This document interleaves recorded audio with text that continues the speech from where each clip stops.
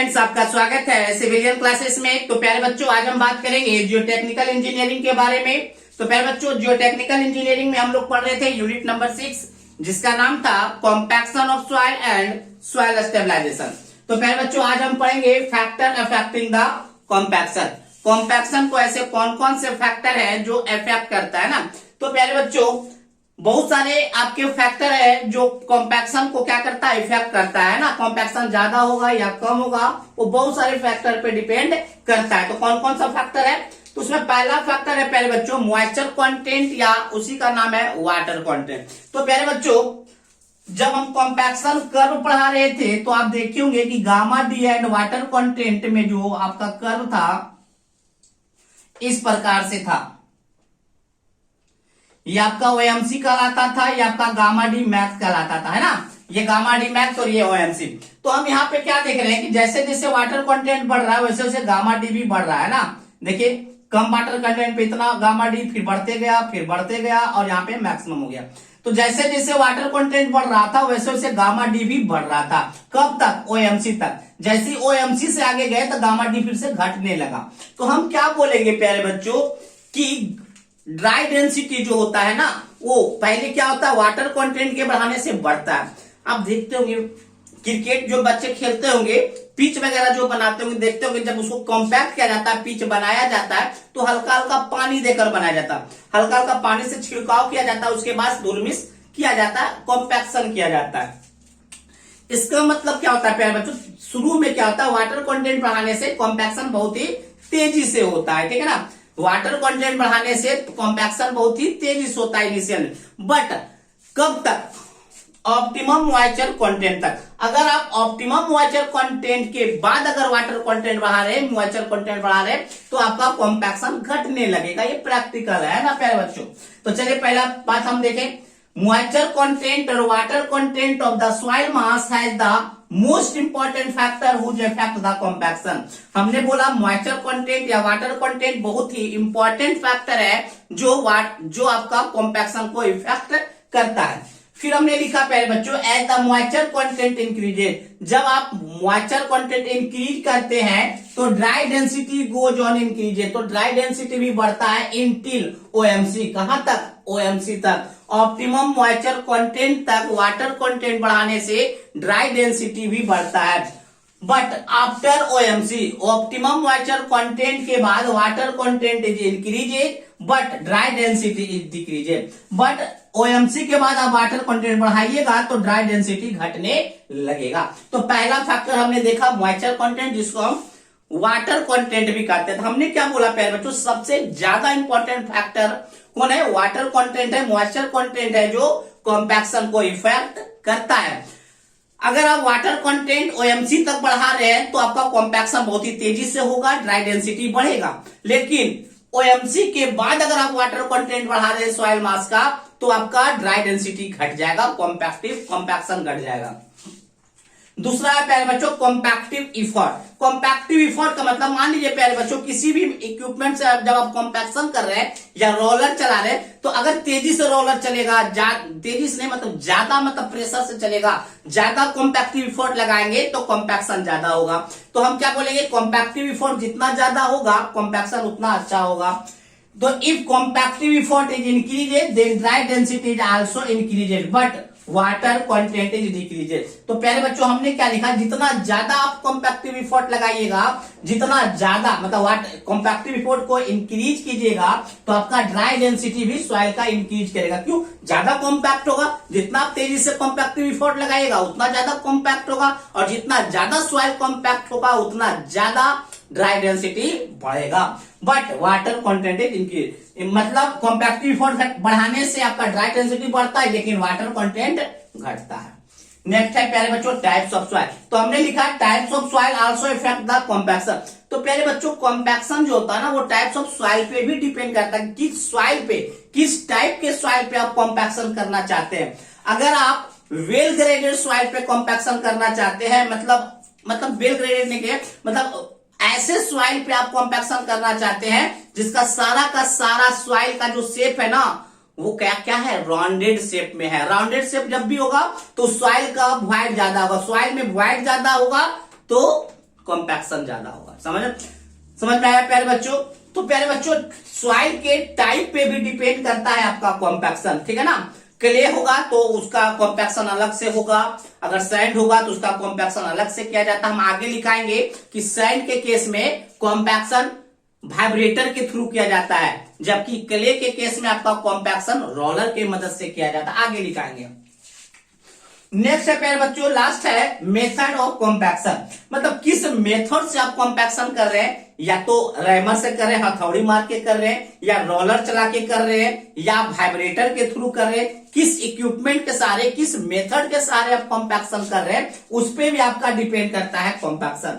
तो प्यारे बच्चों ये आपके 4 नंबर वाले क्वेश्चन में आ सकता है कि what is the compaction and also describe the factor affecting the compaction. तो आपको इस सारी बातों को लिखना पड़ेगा, ठीक है प्यारे बच्चों। तो चलिए पहले आप इसको नोट डाउन कीजिए, फिर हम लोग पढ़ेंगे आगे, है ना। चलिए इसको नोट डाउन कर लीजिए।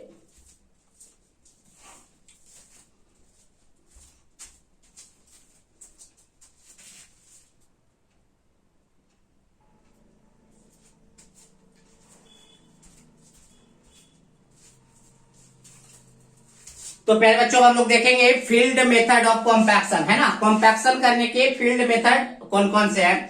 तो प्यारे बच्चों फील्ड में कॉम्पैक्शन करने के बहुत सारे मेथड है, या तो आप उस पर रोलर चला दीजिए, या तो उस पर वाइब्रेटर चला दीजिए, या तो उसको धूर्मिस करने के लिए रैमर का यूज कीजिए, है ना।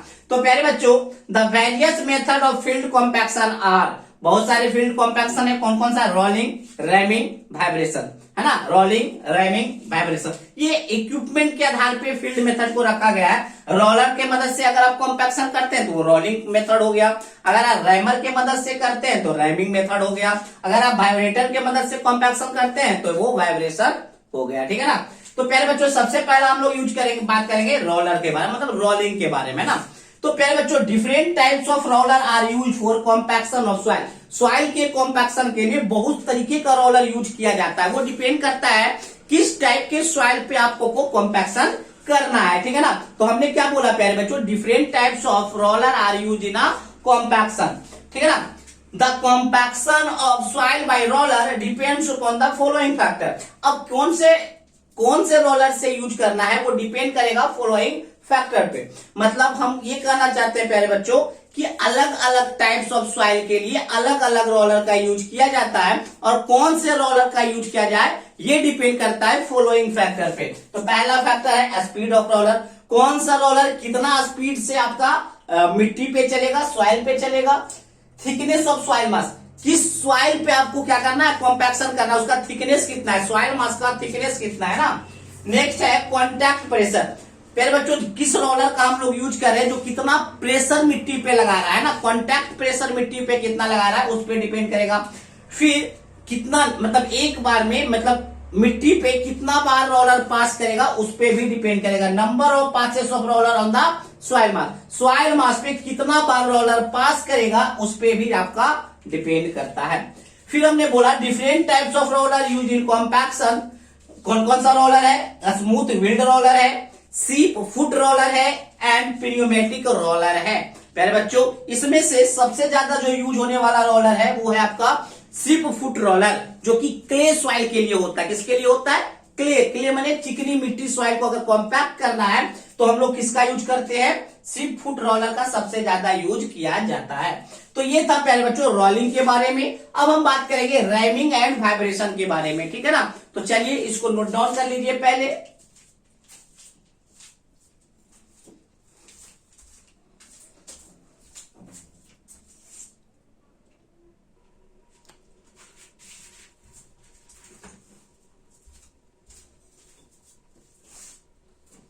तो प्यारे बच्चों हम लोग देखेंगे रैमिंग, है ना।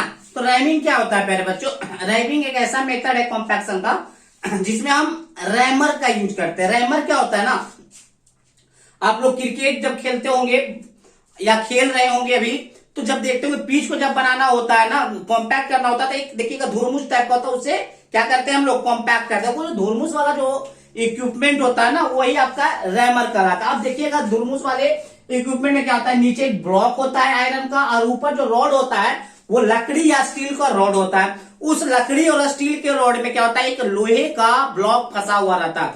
उस लोहे का जो ब्लॉक होता है प्यारे बच्चों, उसका वजन अच्छा खासा होता है। अगर आप हैंड से यूज कर रहे हैं तो हैंड वाले रैमर में 3 से 5 केजी होता है। अगर मशीन से वो मैकेनिकल रैमर है तो इसका जो ब्लॉक का जो वेट होता है ना वो 30 से लेकर 150 केजी तक होता है ना। बट आदमी कितना वजन उठाता है? मेनली 3 से 5 किलो। अगर हाथ के द्वारा उठाने वाला रैमर हो, मतलब हैंड ऑपरेटेड रैमर हो, तो ब्लॉक का जो वेट होता है वो 3 से 5 केजी। अगर मैकेनिकल ऑपरेटेड रैमर हो तो 30 से 150 केजी, है ना। तो देखिए प्यारे बच्चों, a hand operated rammer consist of a block of iron. Hand operated rammer जो होता है ना वो किससे बना हुआ होता है? आयरन के ब्लॉक से, जिसका की वेट होता है 3 से 5 केजी, है ना। And attached to a wooden और स्टील रॉड। वुडन और अब वो जो ब्लॉक होता है वो किससे अटैच होता है प्यारे बच्चों? वुडन, लकड़ी या स्टील के रॉड से अटैच्ड होता है। अब क्या करते हैं, कैसे करते हैं प्यारे बच्चों? धुरमुस देखते होंगे आप, पहले आप रैमर को धुरमुस वाले इक्विपमेंट क्या कर उठाते होंगे, फिर कस के पटकते होंगे। तो जो उठाते हैं प्यारे बच्चों, कम से कम 300 mm उठना चाहिए। द रैमर इज लिफ्टेड का मतलब उठाना। The rammer is lifted for about 300 mm। कितना mm तक उठाना है? 300 mm तक उठाना है। And dropped on the soil to be compacted. And जिस सॉइल को कॉम्पैक्ट करना है उस सॉइल के ऊपर बजार देना है, ठीक है ना। A mechanical rammer is also use for compaction of soil. Mechanical rammer का भी यूज होता है प्यारे बच्चों सॉइल के कॉम्पैक्शन के लिए। मैकेनिकल रैमर कहने का मतलब है कि कोई आदमी उसको नहीं उठाएगा, उसको मशीन उठाएगा ना। तो जब मशीन उठाता है प्यारे बच्चों, तो जो ब्लॉक का जो वेट होता है ना वो कितना होता है? 30 से लेकर 150 केजी होता है। तो ये था प्यारे बच्चों रैमिंग के बारे में। अब हम बात करेंगे वाइब्रेशन। किसके बारे में बात करेंगे? वाइब्रेशन। आप जब अपने कॉलेज में जब आप लैब वगैरह करते होंगे तो सॉइल को कॉम्पैक्ट करने के लिए वाइब्रेटर का यूज किया जाता है। क्या किया जाता है? एक वाइब्रेटर होता है और इसके ऊपर सॉइल को रख दिया जाता है, नीचे से क्या होता है, इलेक्ट्रिक के स्विच को ऑन किया जाता है, तो इस तरह से वाइब्रेट होगा। तो जब वाइब्रेट होता है ना प्यारे बच्चों, तो भी सॉइल क्या हो जाता है? कॉम्पैक्ट होता है। तो देखिए, in vibratory compaction equipment vibrations are induced in the soil during compaction. जब आप वाइब्रेशन वाला वाइब्रेटर्स यूज करते हैं तो वाइब्रेटर्स क्या करता है? कॉम्पैक्शन के दौरान सॉइल में वाइब्रेशन प्रोड्यूस करता है। लाइट कट गया है,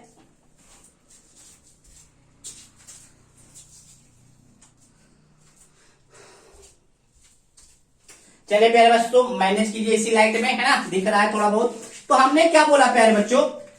इन वाइब्रेटरी कॉम्पैक्शन इक्विपमेंट, मतलब वाइब्रेटर्स में क्या होता है प्यारे बच्चों? वाइब्रेशन को इंड्यूस किया जाता है सॉइल मास में कॉम्पैक्शन के दौरान। जब आप सॉइल को कॉम्पैक्ट करते हैं तो कॉम्पैक्शन के दौरान सॉइल में वाइब्रेशन को इंड्यूस किया जाता है, प्रोड्यूस करवाया जाता है। किसमें? अगर आप वाइब्रेटर के थ्रू कॉम्पैक्शन कर रहे हैं तो। Vibrators are available in variety of forms in the market में जब आप वाइब्रेटर खरीदने जाइएगा तो बहुत सारे फॉर्म में पाया जाता है, बहुत ही अच्छे क्वालिटी में पाया जाता है। तो हमने यही बात लिखा है, vibrators are available in variety of form in market. Vibrators are generally use for कौन से सॉइल? याद रखिएगा प्यारे बच्चों, वाइब्रेटर का यूज हम किस सॉइल के लिए सबसे ज्यादा करते हैं? तो granular soil, cohesion less soil, और उसी को बोलते हैं सैंड को ही हम लोग बोलते हैं कोहेशन लेस सॉइल। सैंड माने बालू को ही बोलते हैं सैंड, बालू को ही बोलते हैं कोहेशन लेस सॉइल, और बालू को ही कहते हैं ग्रैनुलर सॉइल। ठीक है प्यारे बच्चों, तो ये हमारा था फील्ड मेथड ऑफ कॉम्पैक्शन। ठीक है ना, चलिए इसको नोट डाउन कर लीजिए प्यारे बच्चों।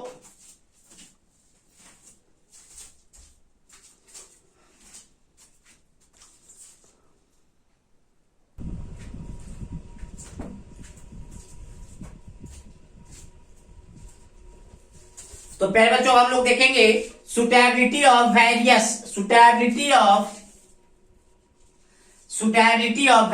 Compaction equipment. तो प्यारे बच्चों बहुत सारे कॉम्पैक्शन इक्विपमेंट हम लोग पढ़े, रैमर पढ़े, रोलर पढ़े, वाइब्रेटर पढ़े। तो वो सबका सुटेबिलिटी कहां पे, कौन से इक्विपमेंट का किस सॉइल में यूज करते हैं, वो लोग हम लोग बात करेंगे। तो सबसे पहला अगर हम बात करें रैमर का, तो रैमर हम किसी भी तरह के सॉइल में हम यूज कर सकते हैं। दैट मीन्स रैमर का यूज हम किसी भी तरीके के सॉइल में करते हैं। It is suitable for all types of soil. किसका? रैमर का। ठीक है ना। अगर हम बात करें वाइब्रेटर का, तो प्यारे बच्चों वाइब्रेटर का हम यूज ग्रैनुलर सॉइल या कोहेशन लेस सॉइल या हम क्या बोल सकते हैं, सैंड वाले सॉइल में यूज करते हैं, क्योंकि सैंड को ना वाइब्रेट करना बहुत ही आसान होता है। ठीक है प्यारे बच्चों, जैसे ही आप बालू को वाइब्रेट कीजिएगा वो अपने आप कॉम्पैक्ट हो जाएगा। नेक्स्ट अगर हम बात करें रोलर का अगर हम बात करें तो प्यारे बच्चों रोलर जो होता है ना कोहेसिव सॉइल के लिए सुटेबल है। किसके लिए? कोहेसिव सॉइल को कहते हैं क्ले सॉइल। क्या कहते हैं प्यारे बच्चों? Clay soil, purely cohesive soil, purely clay soil. इसके लिए कौन सुटेबल है? रोलर। मतलब चिकनी मिट्टी के लिए सुटेबल होता है रोलर। तो प्यारे बच्चों ये ऑब्जेक्टिव टाइप वाले क्वेश्चन में आ सकता, क्या पूछ सकता है? Sheep foot roller are use for compaction. Sheep foot roller कहां किस सॉइल के लिए यूज करते हैं? ऑप्शन में होगा सैंड, ग्रेवल, क्ले या ऑल टाइप्स ऑफ सॉइल। तो प्यारे बच्चों नाम तो हमको नहीं पता है सीप फुट रोलर मतलब, मगर हम देखें रोलर का यूज कहां करते हैं? क्ले सॉइल में करते हैं। तो किसी भी तरीके का रोलर हो प्यारे बच्चों उसका यूज हम लोग कहां करेंगे? क्ले में करेंगे। बस तो इस टाइप के ऑब्जेक्टिव भी आपके एग्जाम में बनाए जा सकते हैं और एसएससी जेईई वाले एग्जाम में तो बहुत सारे क्वेश्चन इस टाइप से पूछे जाते हैं। ठीक है प्यारे बच्चों, अगर किसी भी तरीके का प्रॉब्लम है प्यारे बच्चों तो आप इस नंबर पे 9470879060 वाले नंबर पे आप व्हाट्सएप भी कर सकते हैं और कॉल भी कर सकते हैं। ये हमारा क्या है? पर्सनल नंबर है। ठीक है प्यारे बच्चों, तो आज का सेशन हम यहीं पे खत्म करते हैं। तो प्यारे बच्चों हम लोग पढ़ रहे हैं जो टेक्निकल इंजीनियरिंग, जिसमें हम लोग पढ़ रहे हैं compaction of soil and soil stabilization. तो प्यारे बच्चों हो सकता है कि आपको कहीं पे समझने में ऑनलाइन में प्रॉब्लम आता हो या कुछ डाउट होता हो माइंड में, तो आप इस नंबर पे कॉल करके या व्हाट्सएप पे अपना कुछ मैसेज छोड़ सकते हैं। ठीक है ना, उसको हम क्लियर करने का कोशिश करेंगे। ठीक है ना, तो आज के लिए बस इतना ही। अगले क्लास में मिलेंगे कुछ नए कॉन्सेप्ट, कुछ नए तरीके के साथ। Thank you.